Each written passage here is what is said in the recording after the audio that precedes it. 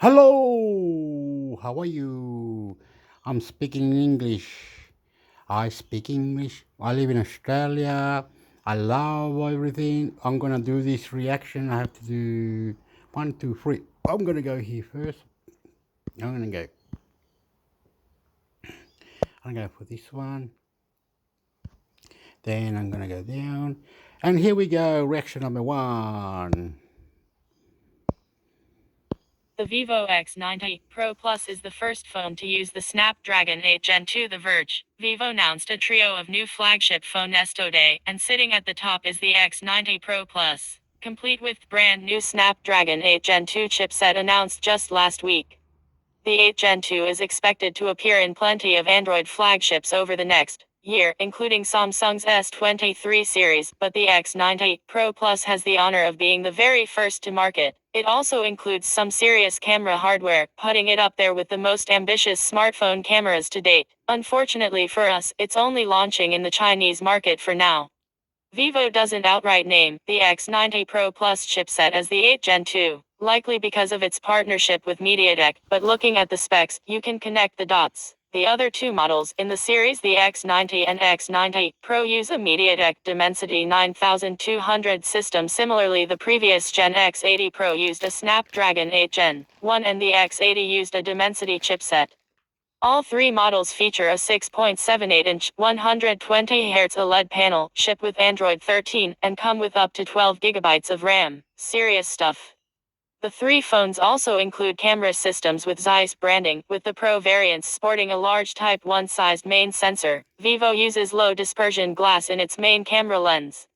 The company claims that this, combined with a wide f/1.75 aperture, transmits 24% more light to the sensor than the public version of this Sony IMX 989 sensor. All three have a fixed focus 2x telephoto camera designed for portrait photography. The Pro Plus gets a second 3.5x telephoto with a 64 megapixel sensor, along with a high-res 48 megapixel ultrawide. The X90 and X90 Pro make do with a 12 megapixel ultrawide. The Vivo X90 Pro Plus starts at $6,499, about $910. The X90 Pro and the X90 will sell for $5,499, about $770, and $4,499, about $630, respectively. Pre-sales for the X90 and X90 Pro start today, with the X90 shipping on November 30th and the X90 Pro on December 6th. The X90 Pro Plus goes on pre-sale on November 28th, and it's slated to arrive on December 6th.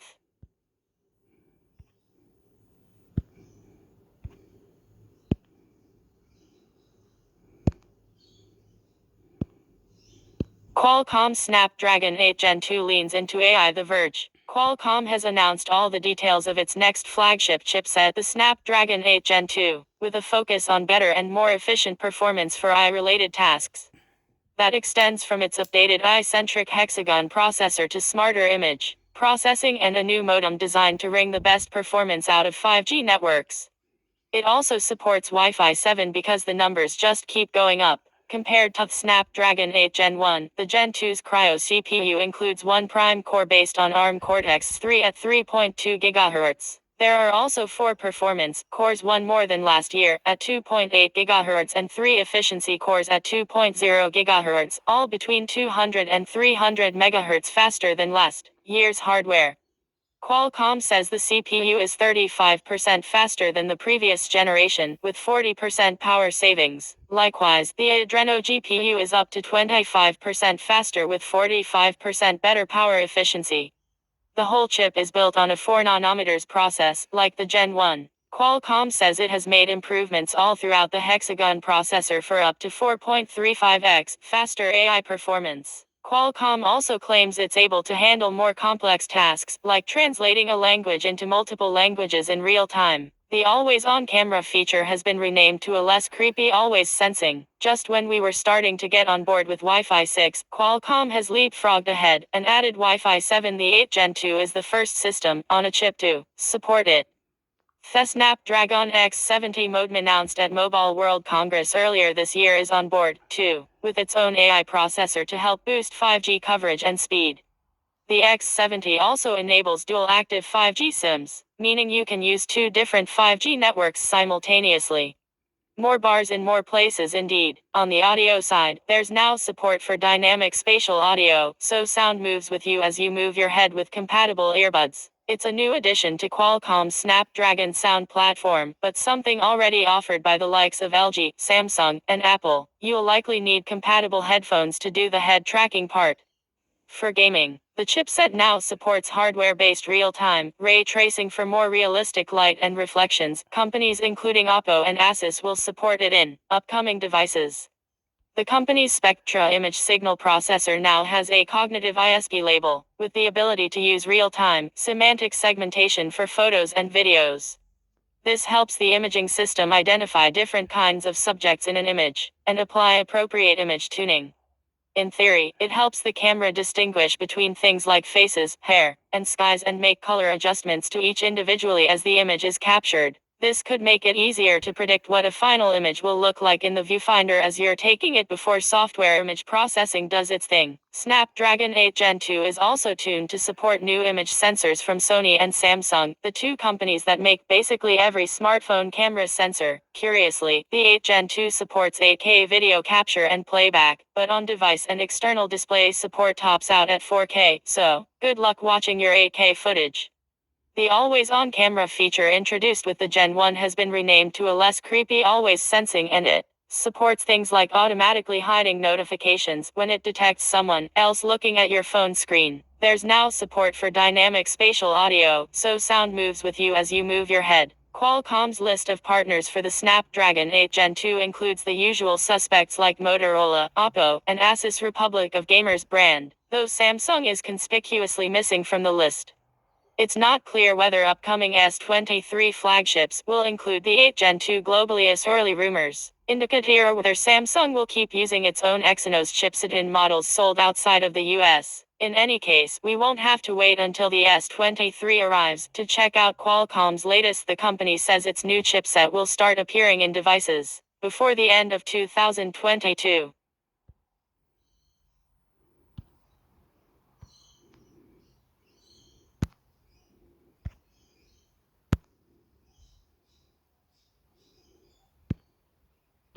Mobile Snapdragon 8 Gen to Google search. Red Magic 7 Pro smartphone 5G 120Hz gaming zone, 6.8 inches full screen under display camera 5000 mAh Android phone, Snapdragon 8 Gen 1, 16 plus to 156 GB. 65 watts to $1,074.88 Amazon 03 delivery thin flots single theme. What happened? What happened? What's this? What's this?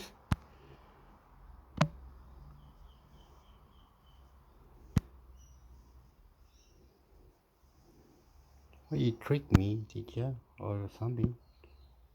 List of phones with Snapdragon 8 Gen 2 processor. Qualcomm's latest flagship processor, the Snapdragon 8 Gen 1, was announced in December 2021.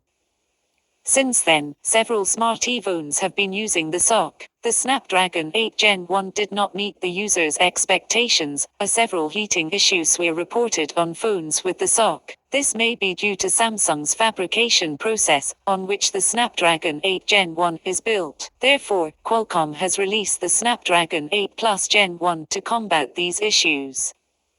The Snapdragon 8 Plus Gen 1 will be built on TSMC's 4nm fabrication process. The Snapdragon 8 Plus Gen 1 was released on May 20, 2022. It brought huge improvements over the Snapdragon 8 Gen 1. Now Qualcomm's Snapdragon 8 Gen 2 is official. This year the Snapdragon 8 Gen 2 SN 8550 was released earlier than expected. The flagship chipset was officially announced on November 15, 2022, at the Snapdragon Summit 2022. Read Snapdragon 8 Gen 2 vs 8 Gen 1, what's the difference?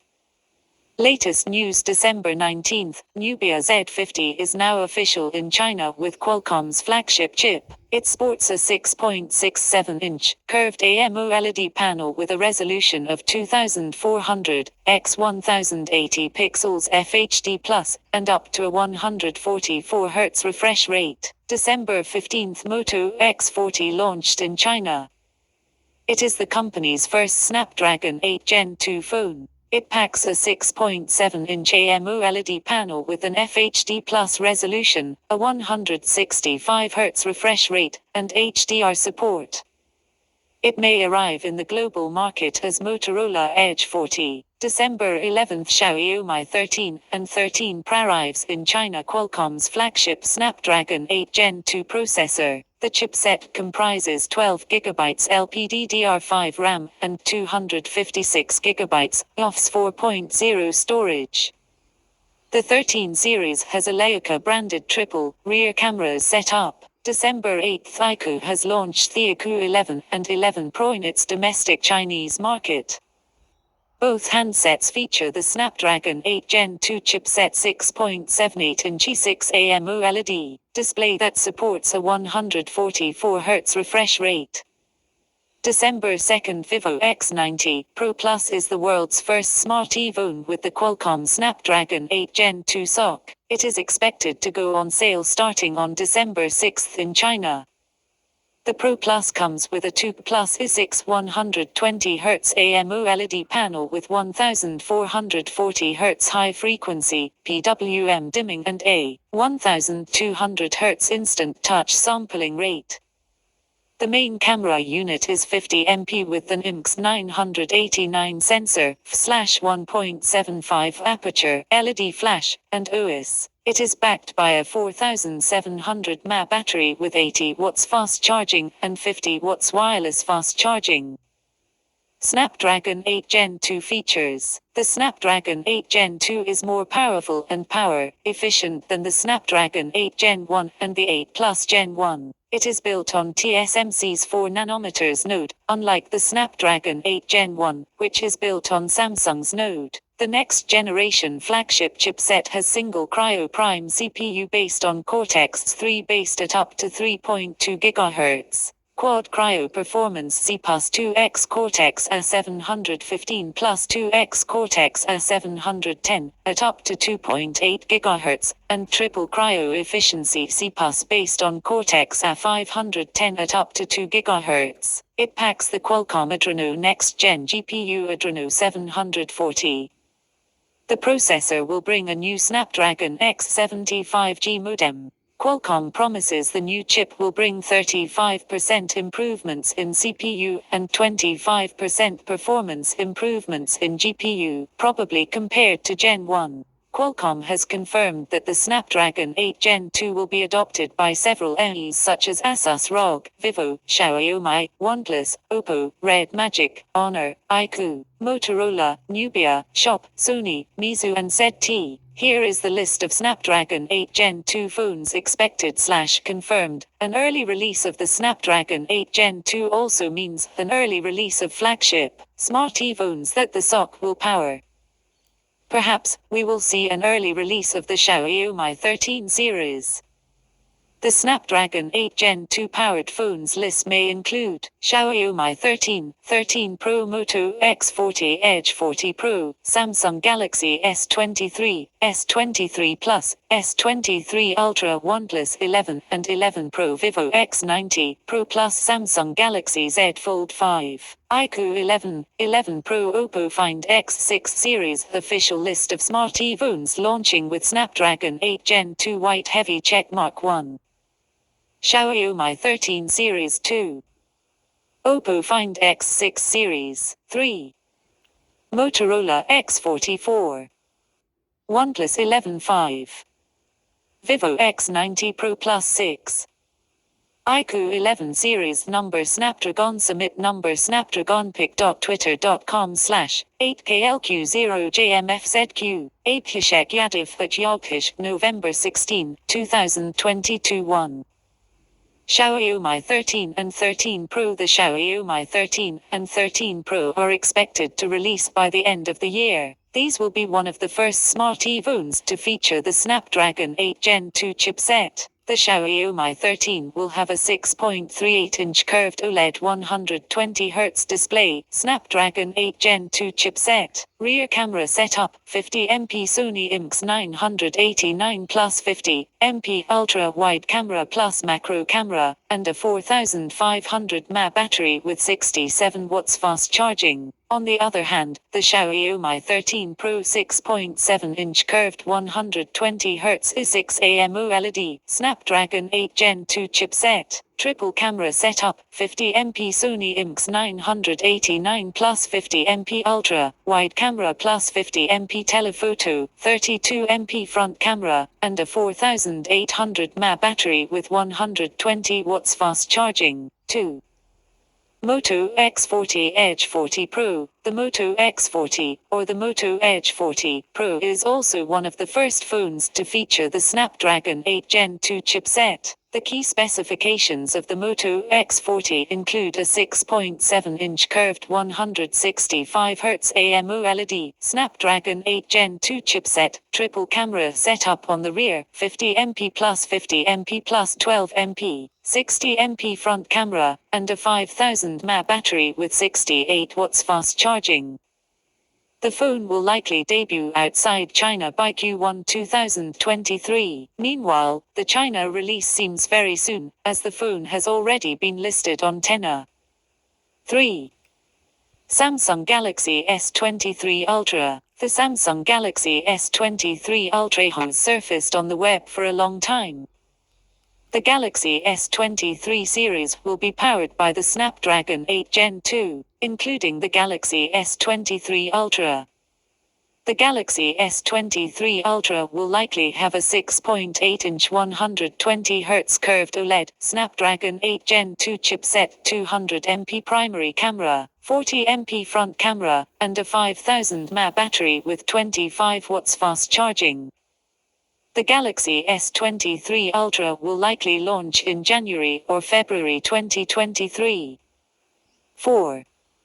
OnePlus 11 Pro. The successor to the OnePlus 10 Pro, the OnePlus 11 Pro will also join the list of first phones to feature the Snapdragon 8 Gen 2 chipset. The OnePlus 11 Pro is expected to feature a 6.7-inch 120Hz AMOLED, Snapdragon 8 Gen 2 processor, 50MP primary plus 48MP ultra, wide plus 32MP 2x telephoto lens, triple camera setup on the rear, 16MP front camera, and a 5000 mAh battery with support for up to 100 watts fast charging.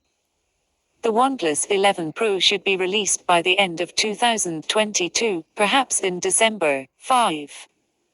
Vivo X90 Pro Plus. Vivo is also not behind in trying to be one of the first smartphone brands to bring the Snapdragon 8 Gen 2 chipset. The Vivo X90 Pro Plus will have a 6.78-inch 120Hz AMOLED, Snapdragon 8 Gen 2 chipset, 50MP IMX 989 volts plus 48MP ultra-thin plus 50MP portrait lens plus periscope zoom, lens quad camera setup, and a 470 mAh battery with 80 watts fast charging. The Vivo X90 Pro Plus is expected to launch in China by the end of this year, November/December. However, a global launch could be in Q1 2023. 6. Samsung Galaxy Z Fold 5. Another smartphone from Samsung will be coming with the Galaxy Z Fold 5. Since it is too early to tell much about the Galaxy Z Fold 5, we have little information about it. The Galaxy Z Fold 5 will reportedly feature the Snapdragon 8 Gen 2 chip and Samsung's 50MP ISOCELL 3. Other specifications are still unknown. According to the latest leak, the Galaxy Z Fold 5 will be launched on August 10, 2023. Usually, we see the foldable launches in August, so this leak could be accurate. 7. iQOO 11 and 11 Pro. The iQOO 11 and 11 Pro will also be one of the first phones with the Snapdragon 8 Gen 2 chipset. According to a tipster who shared the specifications of the iQOO 11 Pro, the phone will have a 6.78-inch, 2K 144Hz AMOLED Snapdragon 8 Gen 2 chipset, 50MP main plus 50MP ultra-wide, plus 14.6MP telephoto, triple camera setup, 16MP front camera, and a 4700 mAh battery, and 200 watts fast charging. Then according to a tipster, the iQOO 11 will have a 6.78-inch 2K resolution 144Hz I6 AMOLED Snapdragon 8 Gen 2 chipset, 50MP 5 plus 13MP ultra-wide plus 12MP telephoto, rear camera setup, 16MP front camera, and a 5000 mAh battery with 120 watts fast charging. The iQOO 11 series is also said to be the first to feature UFS 4.0 storage. It is expected to launch by the end of this year, probably in December 2022.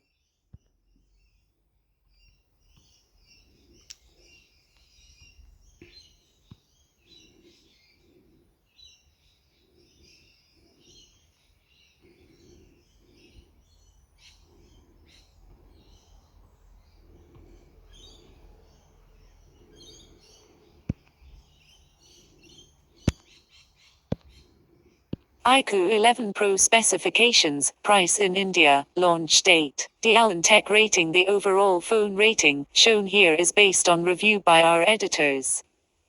Design 9/10, display 9/10, performance 10/10, software 10/10. Camera 9/10, features 9/10, battery life 8/10, connectivity 9/10. In the first place, the iQOO 11 Pro specification includes an HDR10 plus 6.78-inch LTPO4 AMOLED capacitive touchscreen with a 1440 multiplied by 3200 pixels resolution. The display's aspect ratio is 29, and the pixel density is 518 ppi. Also, the refresh rate of the display is 144 Hz. Above all, it runs on a Snapdragon 8 Gen 2 processor with 8GB/12GB/16GB of RAM, and 256GB/512GB of internal storage. The phone runs on the Android 13 operating system with FunTouch 13 on top of it. It has a 4700 mAh non-removable battery with 200 watts fast charging. The iQOO 11 Pro sports a triple rear camera setup, a 50MP wide lens, a 50MP ultra-wide lens, and a 13MP telephoto lens. In contrast, the front camera gets a 16MP shooter. The phone measures 164.8 x 75.3 x 8.9/9.1 mm and weighs 210.5/213 grams. It is available in black, green and white colors. The iQOO 11 Pro pricing might start at Rs. 61,599 in India. The iQOO 11 Pro was announced on December 8, 2022.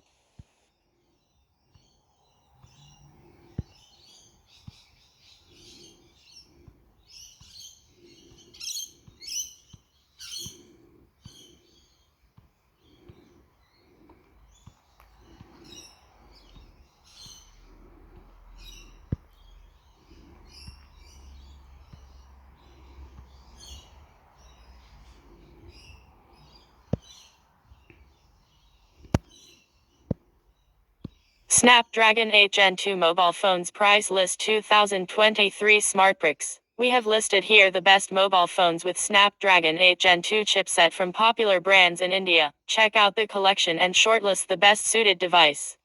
Snapdragon 8 Gen 2 mobile platform is a total package of flagship grade features and robust technology. Also, named some 8550 EB, this is a 4nm chipset loaded with advanced AI features and a combo of powerful CPU and GPU. Qualcomm promises faster computing and improved power efficiency for this SoC. Additionally, its Cryo CPU offers 35% faster performance as well as 40% enhanced power efficiency. As far as the graphics are concerned, the SoC houses a robust Adreno GPU with the support of Vulkan 1.3. It offers 25% better graphics rendering for elite gaming performance. Snapdragon 8 Gen 2 is a 5G-ready mobile phone chipset embedded with X70 5G modem RF, set up with improved speed and latency. Moreover, it has the latest Wi-Fi 7 with Fast Connect 7800 along with dual Bluetooth Low audio. As for RAM and storage, the chipset employs compelling LPDDR5X RAM with a memory speed of 4200 MHz, and UFS 4.0 storage is there to boost the day-to-day performance. Get here all the latest and upcoming smartphones with Snapdragon 8 Gen 2 chipset. Stay tuned for more tech news. This price list was last updated on January 4, 2023. Snapdragon 8 Gen 2 mobile phones price list. Mobile phone price available from Xiaomi 13 Pro 5G 58,990 upcoming, iQOO 11 5G 44,990 upcoming, OnePlus 11 5G 59,999 upcoming, OnePlus 11 Pro 69,999 upcoming, Samsung Galaxy S23 70,900.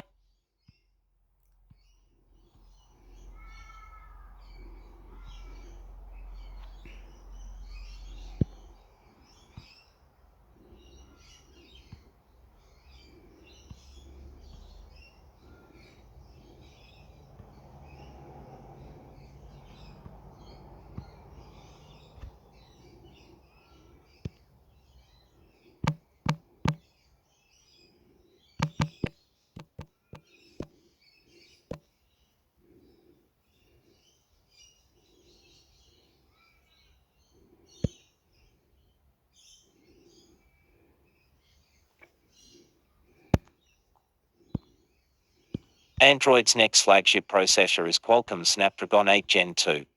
Android's next flagship processor is Qualcomm Snapdragon 8 Gen 2, published a month ago, November 16, 2022 at 10 a.m. Qualcomm has announced its second-generation flagship mobile chip. The Snapdragon 8 Gen 2 will be available in various flagship Android devices as soon as the end of 2022. Last year, Qualcomm announced a new naming scheme to make it easier to distinguish between its highest performing chip and its mid to budget tiers. The Snapdragon 8 series is the one with the beefiest spec sheet. This year, it's showcasing an improved hexagon processor with a larger tensor accelerator for what Qualcomm says is up to 4.35 times increased AI performance. This chip is the first to support M4, which is NVIDIA's precision AI format. On the gaming front, the 8 Gen 2 boasts an upgraded Adreno GPU with supposedly 25% faster gaming performance and 40% more power efficiency, as facilitated by the Cryo CPU. The Snapdragon 8 Gen 2 features enhanced AI capabilities. It promises faster processing for multiple languages and custom wake word support. The 8 Gen 2 features built-in support for spatial audio and dynamic head tracking, which will be essential going into the new year, as sound-improving wireless buds have become the de facto partner gadget for smartphones. And since Faruta company Fair starting to offer Wi-Fi 7-enabled hardware, the Snapdragon 8 Gen 2 already supports the wireless standard. MediaTek also recently announced Wi-Fi 7 support on its latest mobile processor, so it's clearly in the zeitgeist. Qualcomm is trying its hand at offering native-like AI processing akin to Google's Tensor. It's most apparent with its promises for improved photo taking with the Snapdragon 8 Gen 2. Qualcomm's Snapdragon Sight platform inaugurates the company's first cognitive ISP. Snapdragon Sight helps the camera recognize differences in facial features, hair, clothes, and even the sky to snap a great photo. The Snapdragon 8 Gen 2 also supports new image sensors coming to market, including Samsung IFFL HP3, a 200MP sensor tuned to this particular chip, and sensors supporting Sony's new HDR format.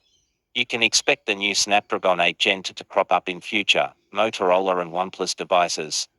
The jury is still out on whether Samsung will stick with Qualcomm for its Galaxy S23 smartphones next year. Samsung has its chip-making pipeline with the Exynos processor, though it's hardly ever used in its US releases. Xiaomi, Oppo, And other brands with sales overseas will likely be the first manufacturers to carry the chip by the end of the year. I can't wait to test the new phones against our current benchmarks archive. And since the Google Tensor doesn't quite test the same way Qualcomm's Silicon does, in synthetic benchmark tests, we'll start testing things like language translation and image processing to see how the new flagship chips are faring.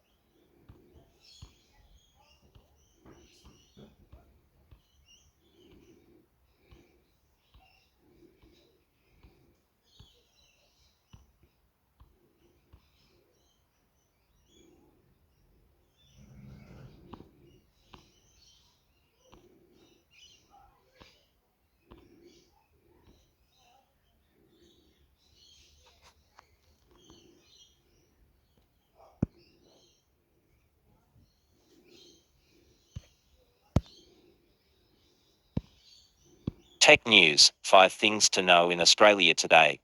Hello and welcome to your last morning tech news briefing for the year. To say it's quiet out there would be an understatement.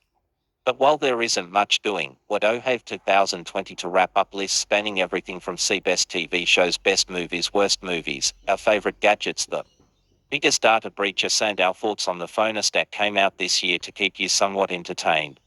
Aside from that, let's find 5 things that happened over the last 24 hours. One more time for 2022. Swipe to close. 1.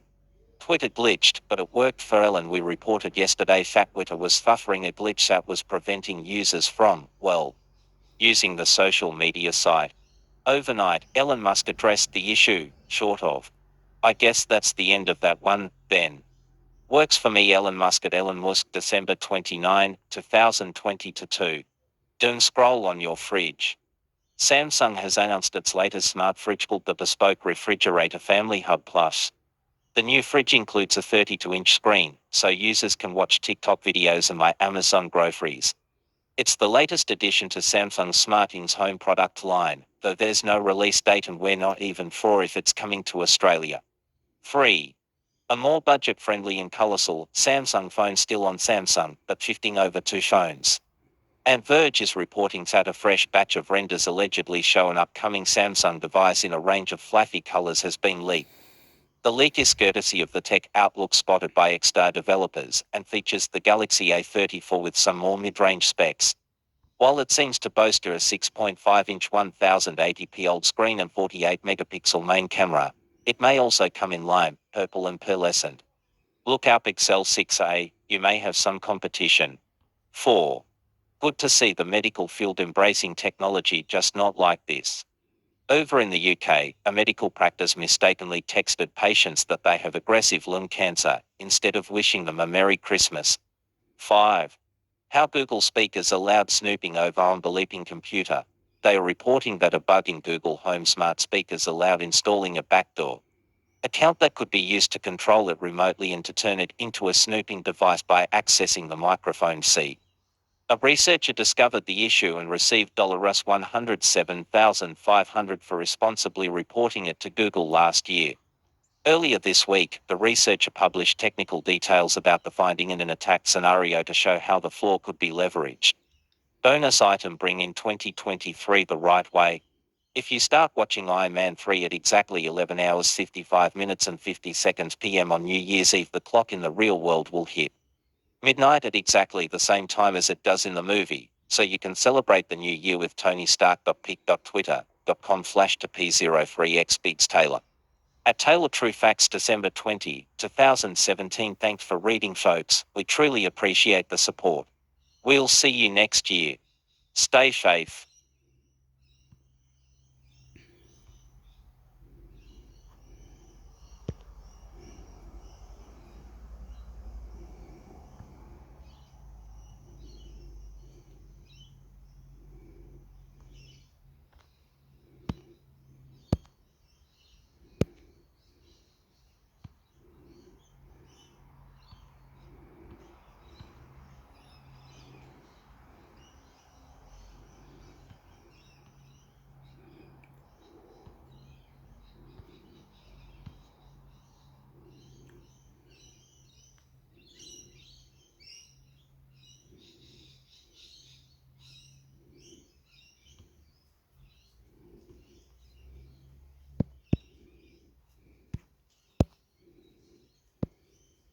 Google joins Meta in providing free terrorism moderation software for smaller websites. Google joins Meta in providing free terrorism moderation software for smaller websites. Tens of thousands of smaller websites bracing to comply with new anti-extremism measures introduced by the European Union may soon have a new, unexpected ally, Google. Swipe to close. The search giant often punching bags or smaller firms accusing them of perceived anti-competitive practices is reportedly developing free content moderation software to help fights monitor and remove terrorist material. Google's new tool, first reported on by Financial Times, comes hot on the heels of a similar initiative from Meta. and is intended to help smaller firms with less resources steer clear of potentially crushing penalties imposed by Europe's Digital Services Act. The moderation tool, built via a partnership between Google's Jigsaw and DARM and United Nations-backed Tech Against Terrorism, will rely on a database of suspected terrorist content collected by the non-profit Global Internet Forum to counter terrorists formed by Facebook, Microsoft, Twitter and YouTube back in 2017. While Meta recently announced an open-source anti-terrorism detection software will help sites match potentially harmful content against that database, the Financial Times report notes Google's tools will help human moderators take the next step and decide what enforcement measures to put in place with content marked as harmful. The Digital Service Act, which went into effect last November, codifies previous regulations requiring websites and platforms remove terrorist content within 1 hour after receiving a removal order or say stiff fines. Though those enforcement measures are meant to positively crack down on extremist content, they also have the potential unintended consequences of disproportionality targeting smaller firms. While big tech behemoths like Google and Meta have used their deep pockets and investments in AI to increase their terrorism detection rates, startups and smaller firms often lack those same capabilities.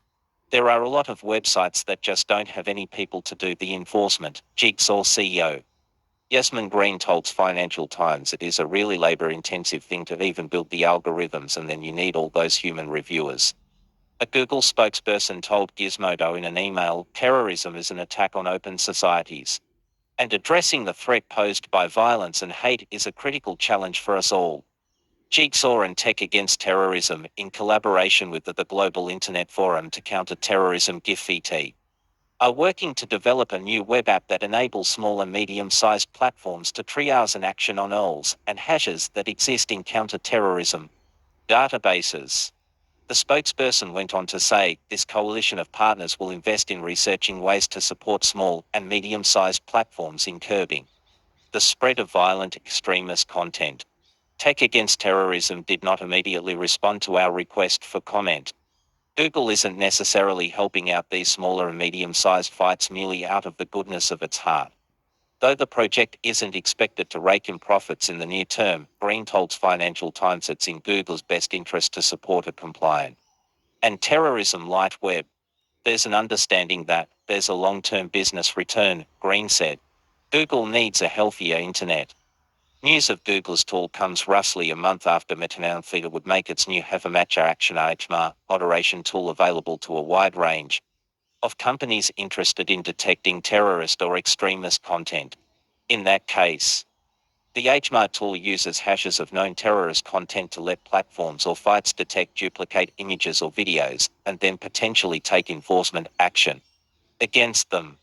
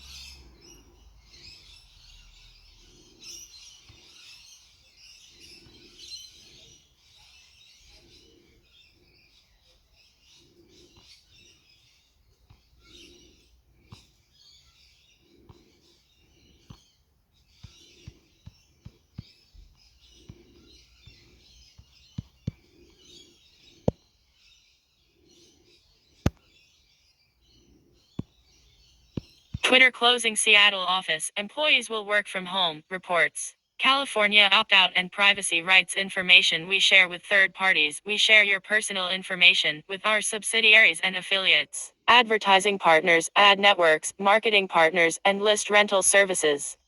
Our advertising partners use and also share this information to tailor and deliver ads to you on our site and / or app, or to help tailor ads to you when you visit other sites and / or apps. For more details, please see our California privacy notice. Our subsidiaries and affiliates and other third-party partners use and may also further share this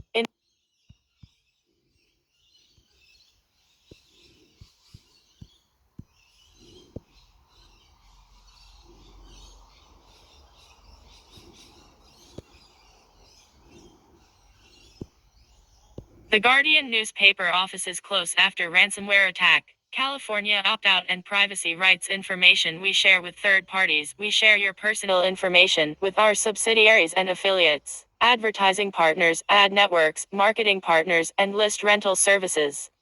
Our advertising partners use and also share this information to tailor and deliver ads to you on our site and / or app, or to help tailor ads to you when you visit other sites and / or apps. For more details, please see our California privacy notice. Our subsidiaries and affiliates and other third. Okay, so it means that we go to whatever website and they say, oh, look at this person, tick, tick, tick, it's in Australia, tick, tick, tick, tick, tick, tick, tick. We're selling his information, we're selling to oh my God, they're making money out of it. When you're on it all the time, they're thinking, what the hell? Ukrainian war and London and India and Pakistan and Australia, Sydney, Chile, Argentina. Oh, you're going all over the place for 20 hours. Now, we sold your information anyway.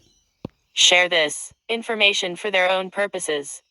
For more details, please see our privacy notice. The California Consumer Privacy Act considers the sharing of some of this personal information to be a sale. Please see below to submit a request or call 1-800-552-7678.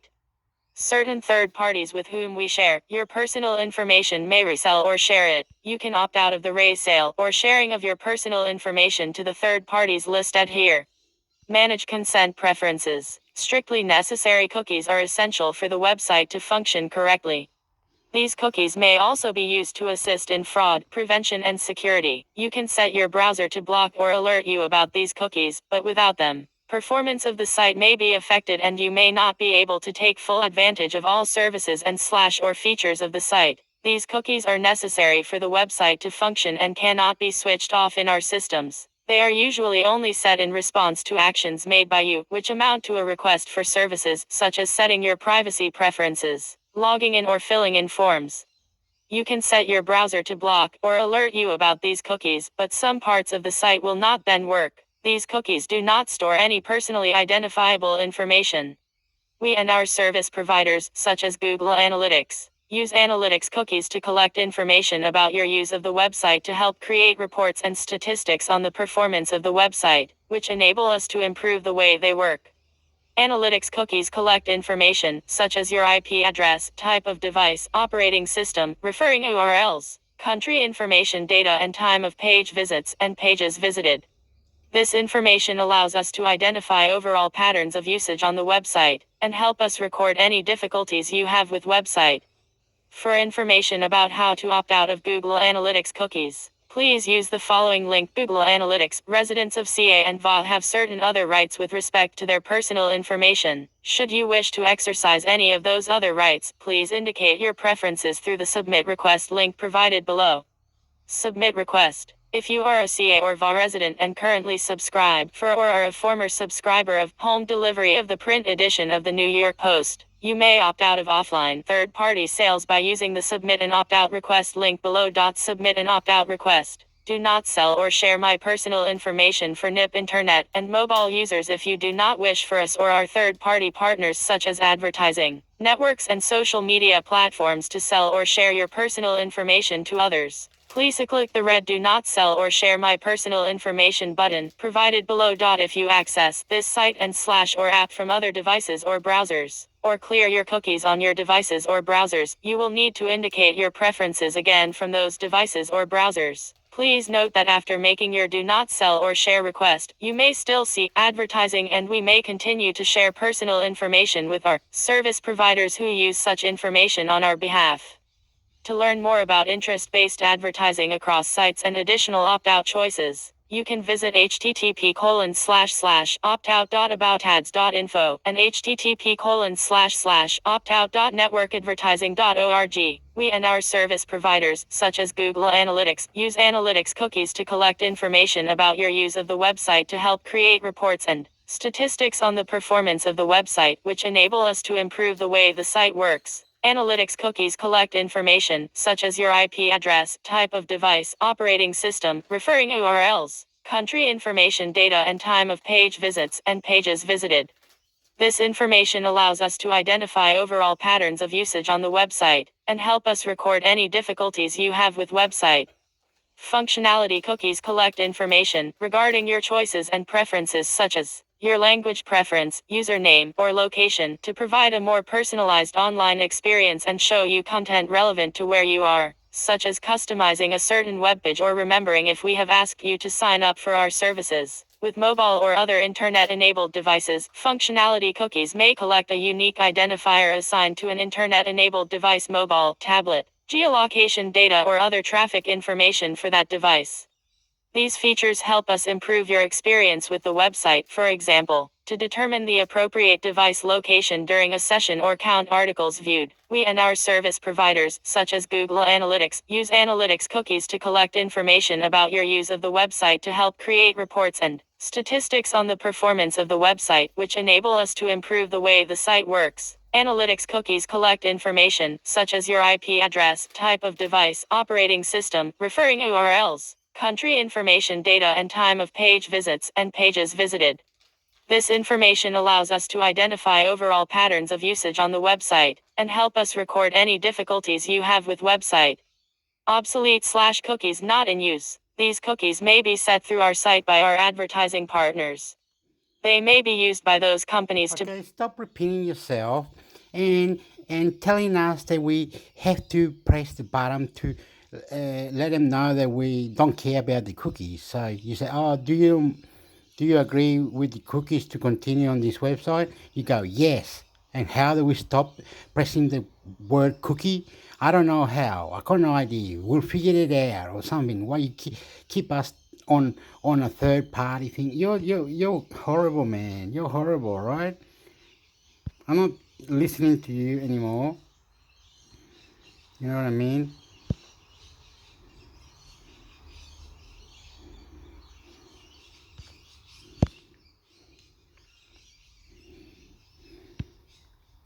More social media regulation expected in 2023 by Congress. California opt-out and privacy rights information we share with third parties. We share your personal information with our subsidiaries and affiliates, advertising partners, ad networks, marketing partners, and list rental services. Okay.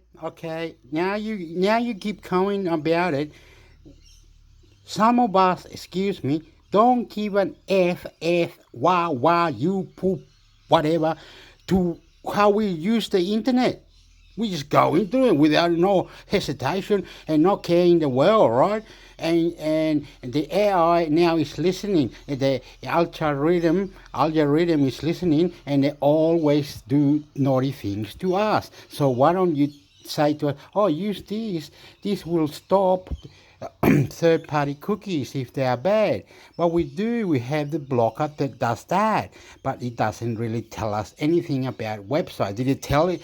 Did it say this website was bad or anything? Did it? You're going to regulate. Well, when you go to Facebook, you just log in, blah, blah, you don't give a stuff what you do. They know, and you go, wow, look, it looks like he's doing this thing, what I've been doing today. He wanted me to buy this chocolate and this milk and this TV, right? What bloody F off, man. It's naughty, and I don't really think about anything like that anyway. You wouldn't understand, eh? Well, you do understand, but you don't care. You're not giving us the tools to really kill how to be more safer. We have to, like YouTuber, we have to do these things to get more safer. Bloody hell. Really, you really muck it up, mate.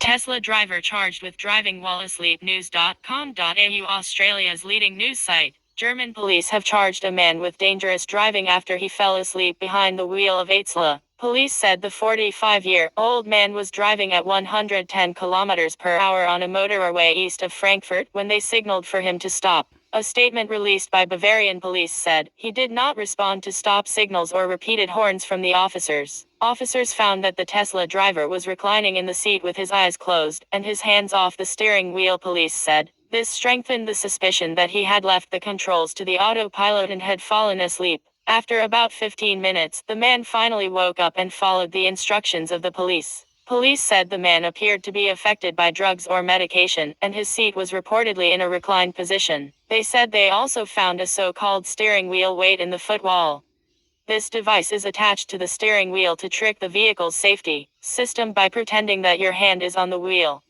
Driver assistance features such as Tesla's autopilot require motorists to remain alert with their hands on the wheel. But some drivers use simple objects to fool cars into believing that they are holding the wheel. More than a few Tesla customers have demonstrated ways of defeating their car's driver detection features, using household items such as water bottles or fruit to fool the car into operating without human input. One driver who wedged an orange into his steering wheel published a video on YouTube saying, "It seems to be enough pressure to override the warning, because it hasn't asked me to grab the steering wheel." Some Tesla vehicles now feature a driver monitoring camera to ensure motorists are paying attention to the road. Rival companies such as Ford and General Motors that offer similar features to Tesla's autopilot on overseas models automatically disengage driver assistance systems if drivers look away from the road.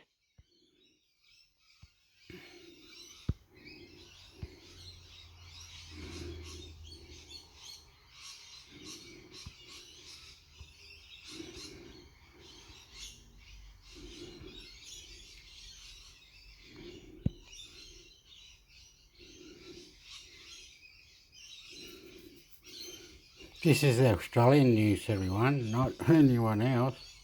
I don't know what you're on about, but this is Australian news. I'm on it for 59 minutes here.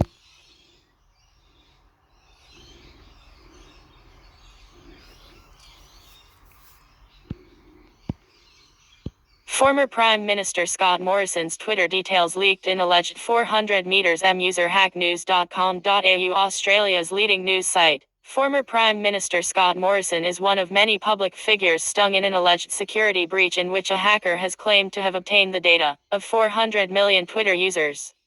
Mr. Morrison's parliamentary email address, along with his username and a phone number linked to his Twitter account, were included in the information dump posted on a forum just days before Christmas. In a chilling twist, the forum is the same one used by the Optus hacker who attempted to extort the data of millions of Australians. In the post on the forum used by hackers and for information dumping, the alleged hacker said he was selling the data of 400 million Twitter users he claimed was scraped via a vulnerability. Mr. Morrison's details are listed in the post, alongside those of the likes of former U.S. President Donald Trump, British broadcaster Piers Morgan and U.S. politician Alexandria Ocasio-Cortez. No passwords appear to have been leaked. Twitter or Elon Musk, if you are reading this, you are already risking a GDPR fine over 5.4 meters M breach. Imaging the fine of 400 meters M users breach, the alleged hacker wrote. I will advise your best option to avoid paying $276 million just in GDPR breach fines like Facebook did, is to buy this data exclusively. The alleged hacker claimed the data was completely private. However, Mr. Morrison's parliamentary email was listed in the information dump, despite it being publicly available on his Parliament House webpage.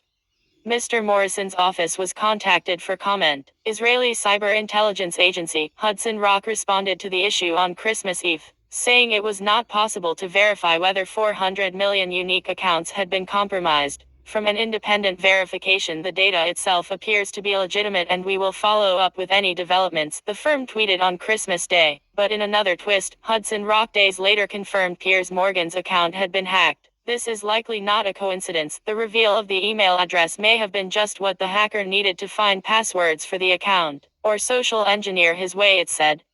The new threat comes months after a massive cybersecurity breaches rocked Optus and healthcare provider Medibank. The bizarre Optus breach involved a hacker claiming he had stolen the details of 10 million current and former customers, before releasing the information of 10,000.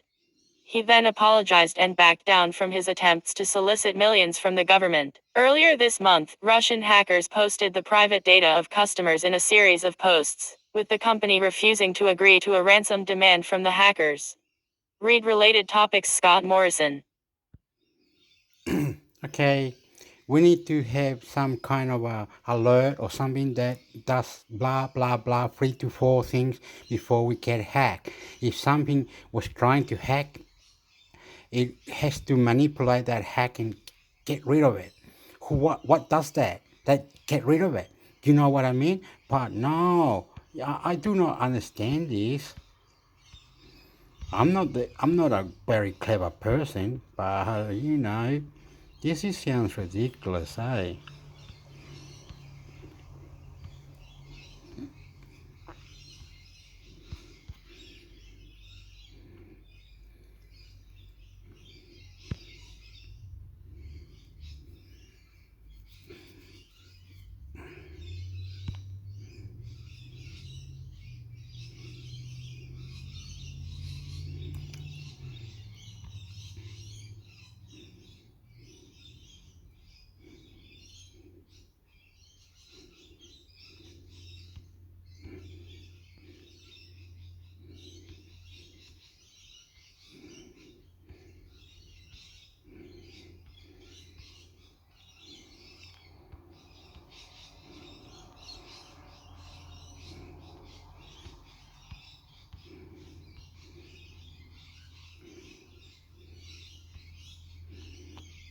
Well, I'm gonna go to the news now.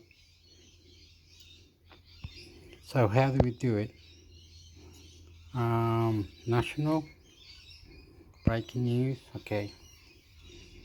The cricket China threat after testing rule improve. China. I'm not gonna say it. You know what's going on, China.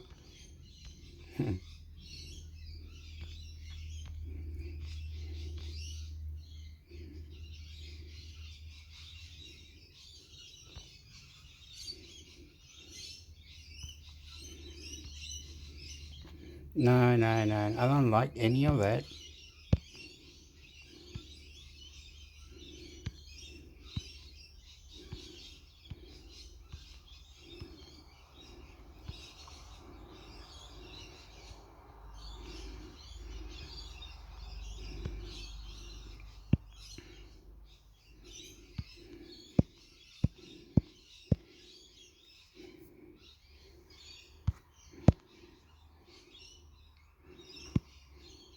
Aussie retailers expecting record sales volume in post-Christmas splurge. News.com.au, Australia's leading news site. Thousands have descended onto Sydney's Pitt Street Mall to hunt for a bargain amid the annual Boxing Day. Really? Ah! You know what? They haven't had a chance to go out like this, man. Floods. China wants to stop Australia to say, we're going to, what's the word? You can't come into the country, China, because we think you got the coronavirus. So we need to test you. So you're going to be in quarantine for the next 9 days when you get here. Can you handle that?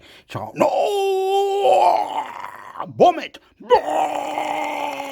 We haven't had a chance, man. It's corrupt. Things are getting worse. I've seen 1,000 to 1 peso in Chile. One Chilean guy was going, oh, look at these.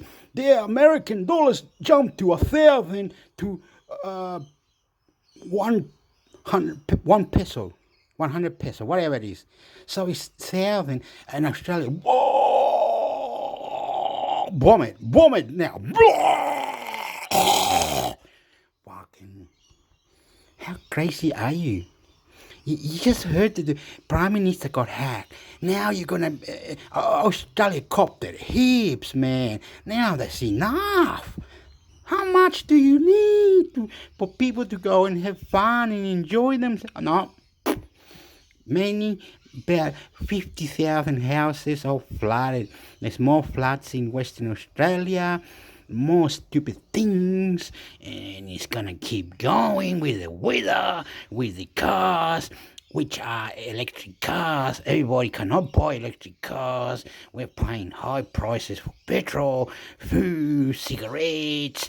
Everything's high, but we still go out. Why don't you bring your shit here and sell it here? You scared? The cat got your tongue, America? Bring your Amazon. Bring everything here. Bring whatever you want, England. Come on, Germany, Parliament. Bring it on here, motherfucker.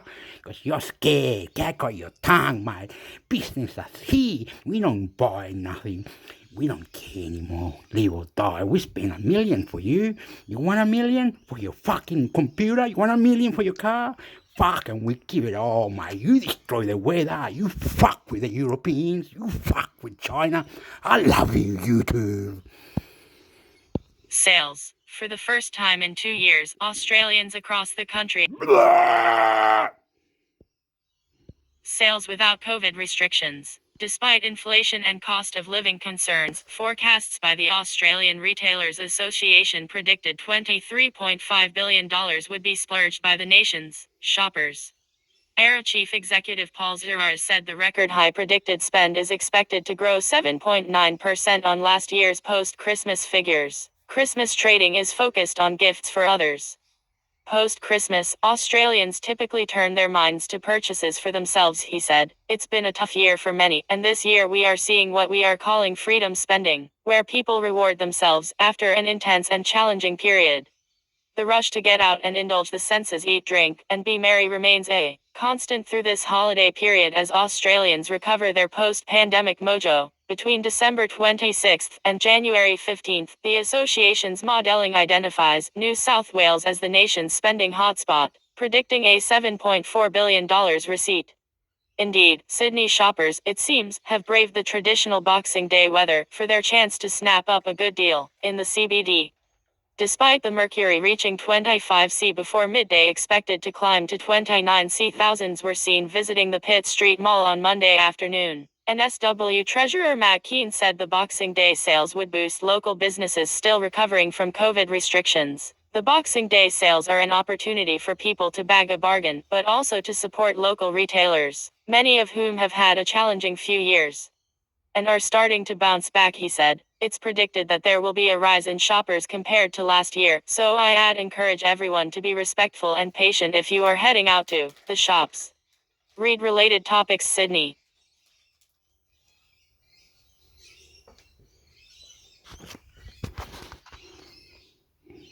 I don't want more news. You up yourself, you know. What do you think is funny now? You think people just have babies and okay? You just heard that more than 10 million people got hacked in one phone company. Then the Medicare. Now now our Prime Minister. Now China is angry that we are testing them before they come in the house, in the country. 9 days you gotta be. My mother goes to some other country and she goes, oh, you gotta be tested. My mother's already been tested and everything. They go, good. We don't need. Nothing will happen to you. So if you treat the people nicely, people do good things. What are you scared of? You're gonna fucking cry now, motherfucker? No, mate. Bring your shit here. You want to sell your computer? You don't let us do fucking multitasking, and we don't go to the moon. We have to have your permission. You and China fight all the time. Russia fight fucking Ukraine. The whole world's fuck with, man. They're all fucking bananas, mate. Fuck off.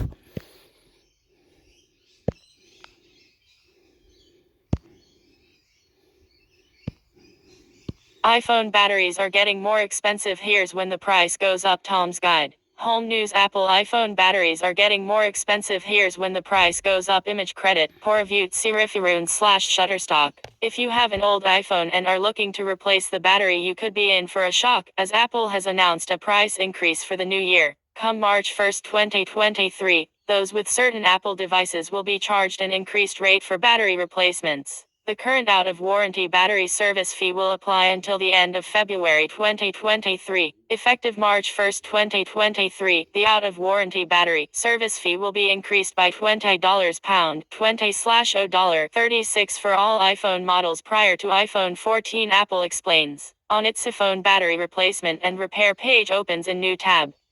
Apple has confirmed that for older models with a physical home button from iPhone 5 onwards, the cost for a new battery will be $69/pound 69/$0 115, while those with an iPhone X up to an iPhone 13 will have to fork out $89/pound 89/$0 145. Thankfully, people with Apple Care Plus, which we think is no essential, or who have their phone under warranty, will be unaffected by these changes. Also, iPhone 14's battery, which currently costs owners $99/pound 99/$0 160 to replace, won't be increasing in price. MacBook users have not escaped unscathed from these changes.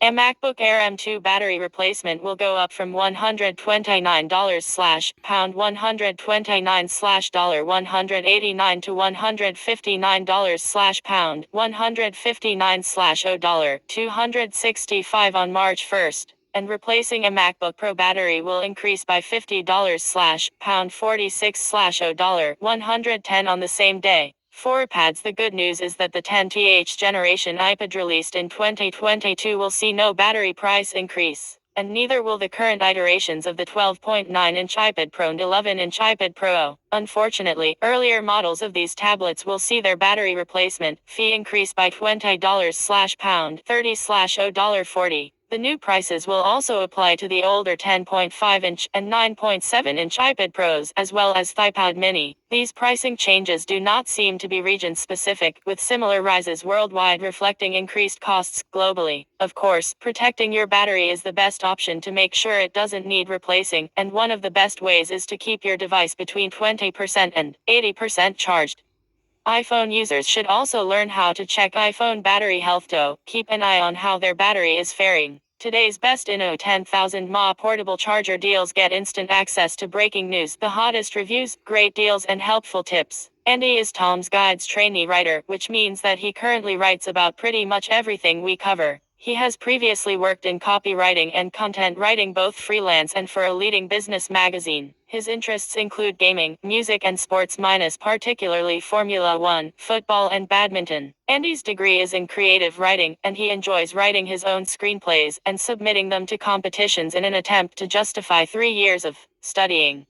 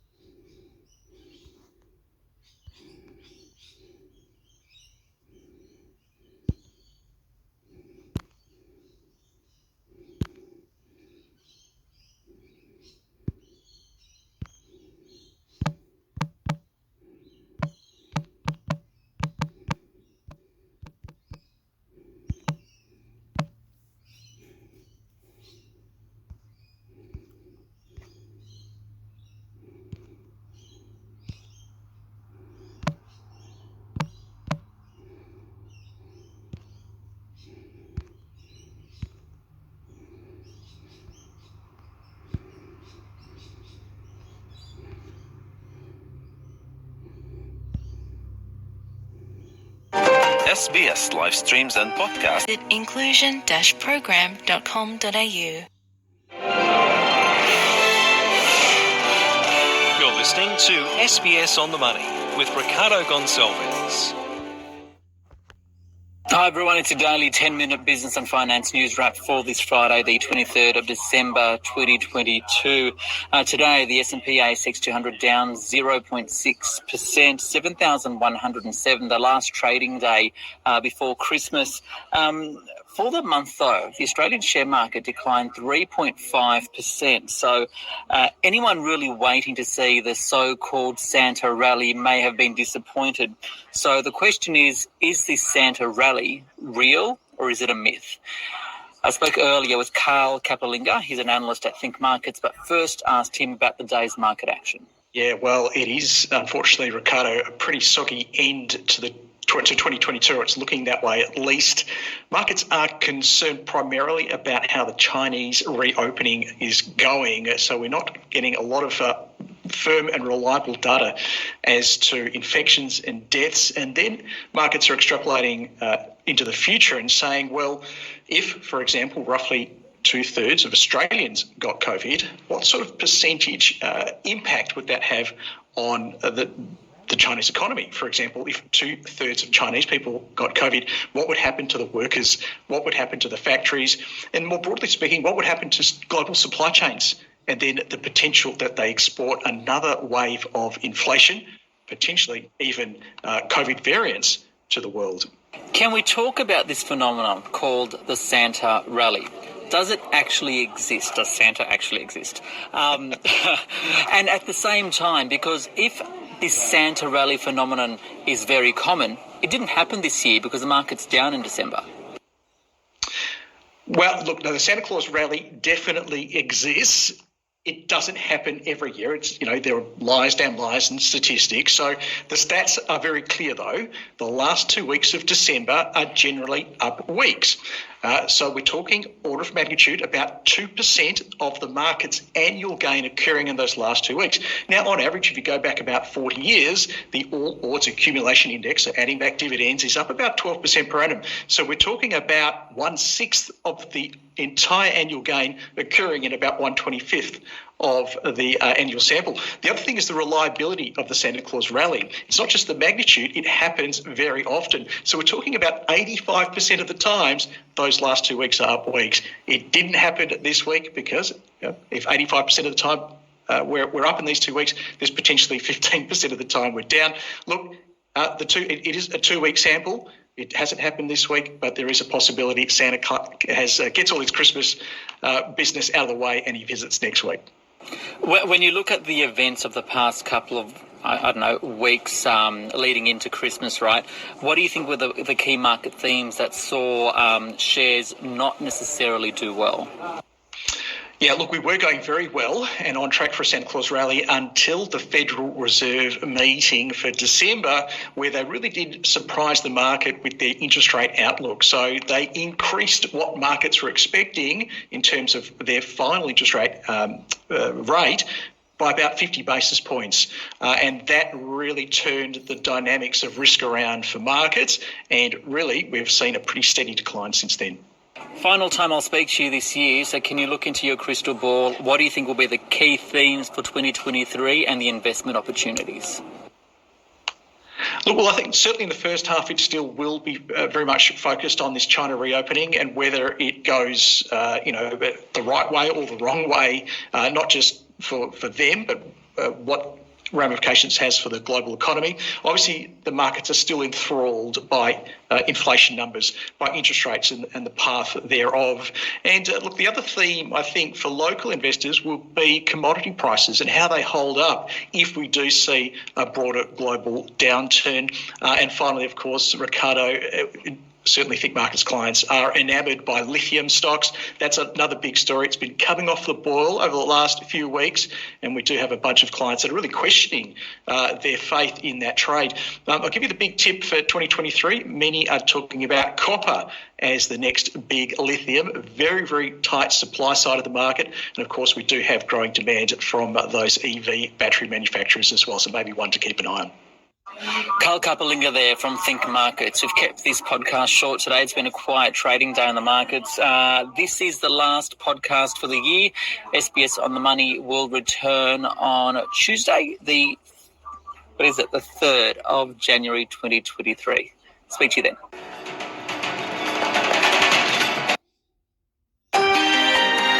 Spooking investors, but first to the Australian P3 actually. SBS On The Money podcast is back for a new year. Later we'll take a look at why China's COVID cases are spooking investors, but first to the Australian property market, and for the first time since 2018, residential values fell over the calendar year. So nationally the median price declined 5.3% in 2022. That's according to CoreLogic. Of the major capitals, Sydney saw the biggest annual fall, down 12.1%, followed by Melbourne and Brisbane. Hobart also down 6.9%. What's interesting is that it's the country split down the middle, because the eastern states saw a decline. The states toward the west actually rose for the year. So, for example, Adelaide added 10.1% in terms of values over the past year. Perth and Darwin also increased. For more, I spoke earlier with Tim Lawless. He's the head of research at CoreLogic. The declines that we saw toward the end of the year, in particular December, have they accelerated or were those losses moderated? Well, it's quite different from city to city. Between September and November, absolutely, we were seeing the rate of decline easing off pretty much everywhere, but December did see some reversal of that. But markets like Brisbane, Hobart, seeing a bit of an easing in the rate of decline. Which parts of the housing market are we seeing the biggest declines, and what's that an indicator of? Across the different quartiles, for example, it was very clear the upper end of the market, the more expensive quartile of the market, is really leading this downturn. Across the combined capitals, we saw upper quartile values fall by about 12% over the year, whereas the lower quartile actually recorded a rise of about 4.5%. So where to now for prices? I think it all depends on interest rates. Hopefully he's right, and we've just hit quarter of the year. Our view is we'll probably see a peak in the cash rate around March, 50 basis points higher than it is at the moment. But after that, if I'm right, and we do see interest rates stabilising at that level, probably start to see housing markets also stabilise a few months after that. So kind of like 2022 being a year of two halves, I wouldn't be surprised if 2023 is characterised by further price declines over the first quarter, maybe the first half, followed by a stabilisation. As you say, stock levels are still very low, and we're also seeing some affordability returning to the market as prices fall. But overseas migration will gradually add to further demand, as well as very tight rental markets, probably encouraging people who can afford to buy into the marketplace making that switch.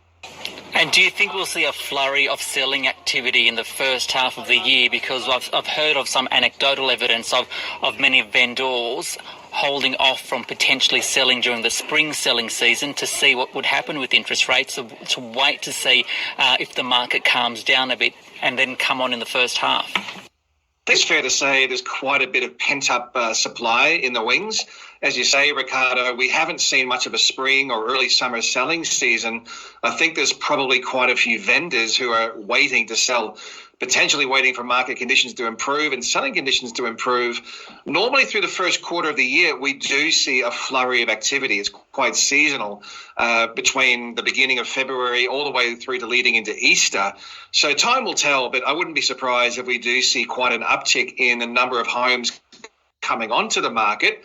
Whether or not that's accompanied by an uptick in the number of buyers is yet to be seen. Probably not, which means there could be a bit of a build-up in stock levels, and we're already seeing homes taking a lot longer to sell than what they were at the same time last year. Tim Lawless there, the head of research at CoreLogic.